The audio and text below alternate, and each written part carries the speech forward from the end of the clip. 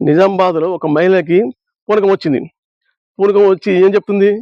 నాకు అన్నీ తెలుసు. అమ్మవారికి చెప్తుంది కాబట్టి నేను చెప్తున్నా. 20 మంది ఉన్నారన్నమాట. 20 మందికి చెప్తున్నమాట. మీ అదృష్టం దేవుడు నాకు వస్తాడు కాబట్టి మీకు నిజం చెప్తున్నా. ఏ విషయమైనా నిజమే చెప్తా. అబద్ధాలు చెప్పను. దేవుడు చెప్తుంది కాబట్టి నేను చెప్తున్నా అన్నది. ఈ మాట కరెక్టేనా? ఈ మాట మాత్రం కరెక్ట్ కాదు.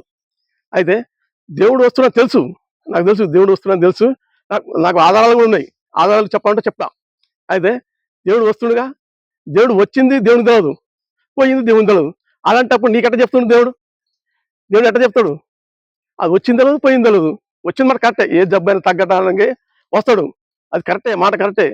కానీ తెలవదు. దేవునికే తెలవదు. నీకెట్ట తెలుసు? ఎట్టని చెప్తావు అబద్ధంగా? అయితే ఇప్పుడు బంగ్లాదేశ్‌లో మన హిందువులను చంపుతుర్రు. చంపుతుంటే మరి వాళ్ళ గురించి చెప్పొచ్చుగా? వాళ్ళ గురించి ఇస్తది కదా! నువ్వు ఎట్లా చెప్తున్నావు? నువ్వు కరెక్ట్ అని చెప్తున్నావు. నీ నీతిని మంత్రిని నిజాతి మంత్రి అని అంటున్నావు. అది తప్పుగా. ఇప్పుడు ఏ జబ్బైనా తగ్గియాలంటే ఒక ప్లాన్ ఉంది. ఏం ప్లాన్ అంటే మీ జబ్బు మీరే తగ్గించుకోవచ్చు. ఆ ప్లాన్ చేసే బాధ్యత నాది. నీ ఎటుబడి చేపిస్తా. ఓ బుక్ రాస్తా. 5 పేజీలు 6 పేజీలు వస్తది. రాసి అలా యూట్యూబ్‌లో పెడతా.